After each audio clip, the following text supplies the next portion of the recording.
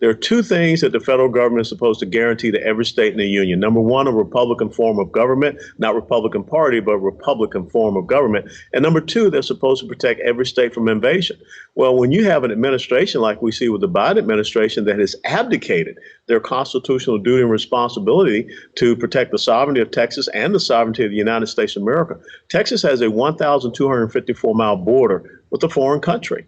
And it is not just an everyday foreign country, it's a destabilized foreign country. And we see this transnational narco-criminal terrorist organization known as the cartels really running things along our border.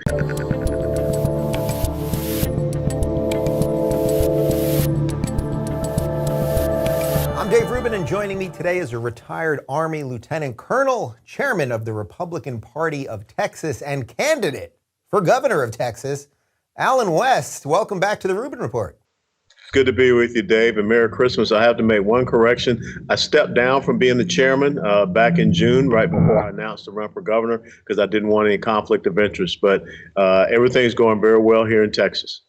Well, Merry Christmas to you. And I like being corrected by the guest on the very first sentence of an interview. I feel we're not going to edit. I always tell my guests we don't edit for content, so I like it. You're setting the tone.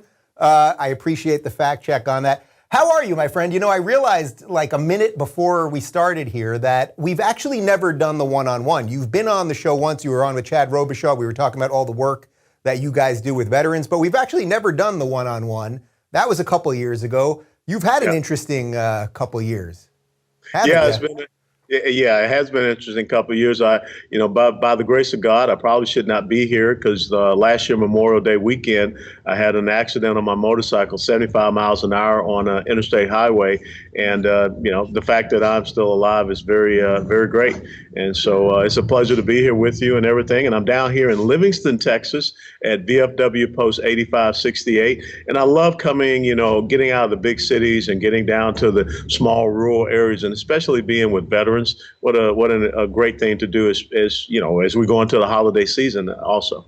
Yeah, and you guys do some tremendous work with veterans. Before we get into everything you're doing now and why you're running for governor of Texas and everything else, could we just do the quick 2-minute bio on you and your story, your service, that sort of thing, just so those that don't know you will fully know you, and then we'll go from there.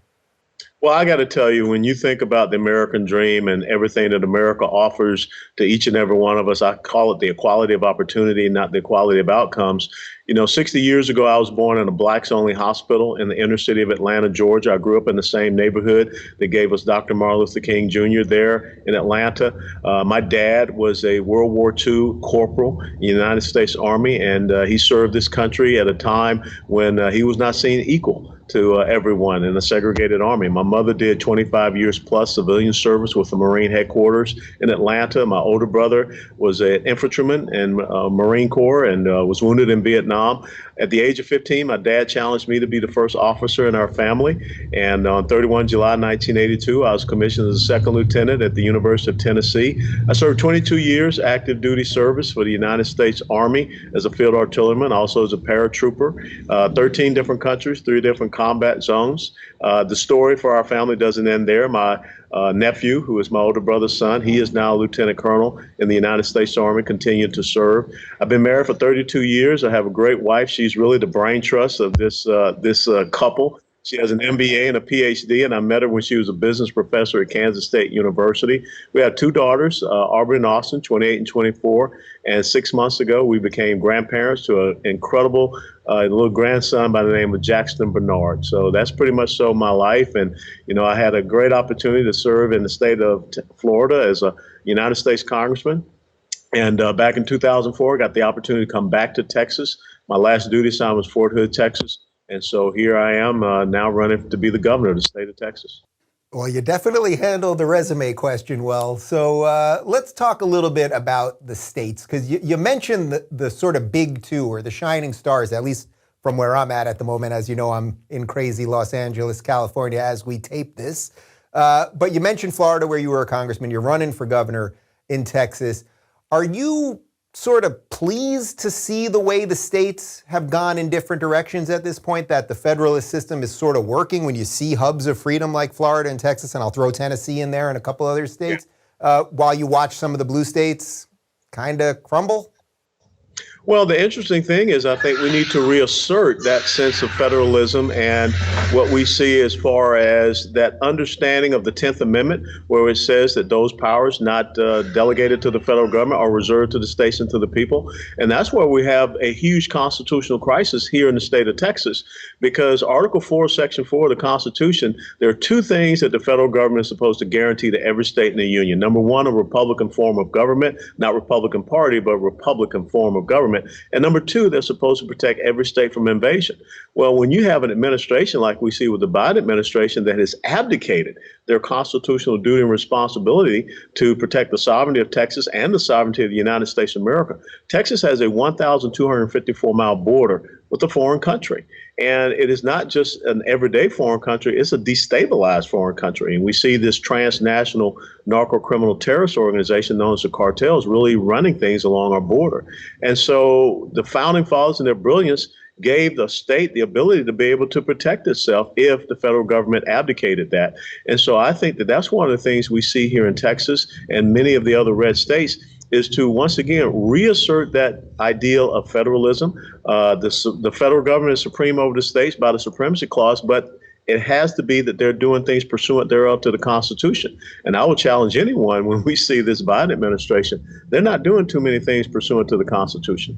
Is the border issue, you think that's the number one issue on Texans' minds? I mean, it's a little hard to gauge because on one hand, you can sort of only see the videos on Fox or online. Mainstream won't cover it. And then it makes it a little hard to see, well, what is the average person seeing? Do they even know what they're voting on? Because they're not seeing it, depending on what news they watch. Well, I will tell you that you talk to people down here in Texas, and especially you talk to people on the border counties, they will tell you that's the number one thing. And I think that it really came to forefront nationally as an issue when we saw those airplanes that landed in the middle of the night in Westchester County, New York, that had illegal immigrant minor children, and those planes took off from Texas. And we also know that there were planes that had been landing in Florida, where I think you may be looking to come. We want you to come here to Texas. We don't want you to go anywhere else. But who told you to make the hard sell, man? I'm trying, man. I'm gonna make you an offer you can't refuse. But you know, we've seen those planes land in Florida. We've seen those planes land in Tennessee, and how interesting those planes are landing in red states. Those planes are landing in suburban areas. But most definitely, we need to realize that the United States of America right now has an all-time high in drug overdoses. Over 100,000 of our young people drug overdoses. And where's that coming from? The fentanyl. And how is fentanyl getting to the United States of America? From China, down to Mexico, across the border here. So we got a drug trafficking crisis. We have a human and sex trafficking crisis. Texas is the number one state in America for human and sex trafficking. Dallas and Houston. Maybe you don't want to move into Dallas, but we can talk about a suburb. But Dallas and Houston are the top two cities in the country for sex trafficking. And we know about the public health crisis. Think about this, Dave. I mean, we've got a federal government that's telling us, law-abiding American citizens, what we have to get injected into our bodies. But people are coming across 200,000 a month, and no one is telling them they have to have anything injected in their body. So we have a public health crisis as well.